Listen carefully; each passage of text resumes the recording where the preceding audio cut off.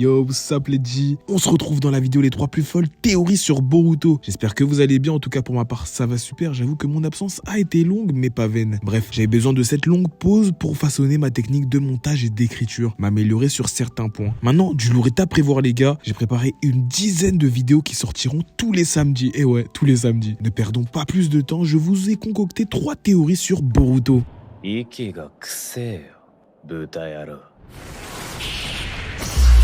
Les yeux de Eida et son pouvoir de dieu. Dans le manga, Eida plonge littéralement le monde shinobi dans le chaos. Tout change en un clignement d'œil comme l'avait aussitôt prédit Momoshiki. Boruto a tout perdu. Son village, ses amis, ainsi que sa famille. Boruto n'est rien de plus qu'un parfait inconnu aux yeux du monde. Kawaki est devenu, grâce à ce pouvoir, Kawaki Uzumaki. Ses yeux bleus, dont faisait référence Momoshiki depuis sa mort, ses yeux bleus te déposséderont de tout en un clignement d'œil, tu perdras tout. Tout ça était en fait lié aux yeux bleus de Eida. Il s'avère que ce pouvoir d'Otsutsuki puisse nous amener sur un chemin terrible et compromis. Imaginez que Shiba Otsutsuki, le dieu ultime mentionné dans le manga, ait accès à ce pouvoir et transforme le monde entier et l'esprit collectif en une pensée chaotique qui puisse vous paralyser, vous pousser à commettre un meurtre ou pire, des pensées suicidaires pour échapper à cet horrible sentiment. Cet immense pouvoir qu'est l'omnipotence entre de mauvaises mains risque de ne pas être du tout fun.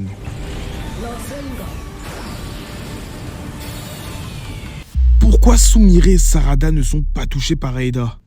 La question qu'on se pose, c'est pourquoi Sarada et Sumire sont immunisés contre le sort de Eida, qui pourtant rend éperdument amoureux toute personne qui croise son regard ou bien qui la regarde, que ce soit fille, garçon, yel. Eh bien c'est très simple, vous l'avez peut-être pas remarqué mais tout au long du manga, un jeu de séduction entre guillemets qui n'est pas réciproque, en tout cas c'est ce qu'on pense, s'est créé avec quelques personnages. Sarada qui éprouve des sentiments pour Boruto, pareil pour Sumire. Mais il s'avère que dans l'anime, Sumire commence à bien apprécier Kawaki, notamment dans le filler où elle l'ausculte, et pareil pour Sarada lorsqu'on lui demande si elle aimait Boruto. Mais comment se fait-il qu'elle soit immunisée? C'est simple, dès qu'une personne éprouve des sentiments pour un Otsutsuki, elle serait immunisée contre cette technique. Pas mal non? Go tomber l'offre de Kaguya, hein.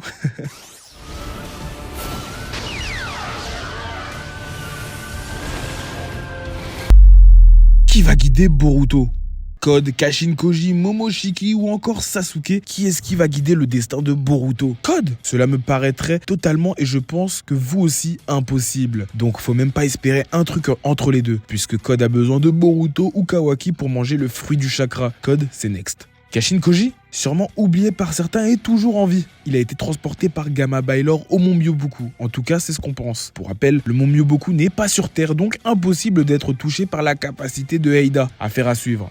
Une relation de confiance entre Boruto et Momoshiki risque d'avoir lieu. Évidemment, rien à voir avec la relation que Naruto a avec Kurama, enfin je l'espère. Mais possible que Momoshiki puisse le guider grâce à ses pouvoirs, lui apprendre des techniques ou bien adopter un style de combat comme lors de l'épisode 292, Kawaki vs Boruto. Sasuke? Retour sur l'épisode 1 de Boruto. Boruto a en possession la cape de Sasuke. Il y a un lien, c'est sûr. Sasuke n'est pas bête. Il y a un détail que vous avez peut-être manqué. Le bandeau que Boruto a en sa possession. Lorsque Boruto prendra la fuite, Sarada essaiera de le rejoindre. Sasuke ira aussi à sa recherche et verra donc Boruto qui se dira mais attends, c'est pas mon bandeau que t'as sur toi là? Et réalisera que Boruto n'est pas Kawaki. À voir maintenant qui d'entre ces 4 personnes prendra Boruto sous sa charge. Boruto est une masterclass. Je suis content que les théories reprennent à fond. J'espère que celles-ci vous auront plu et je vais envoyer du paquet. Et si vous en voulez d'autres, faites-le moi savoir en commentaire. Tchuss les potes et à la revoyure jeune shinobi.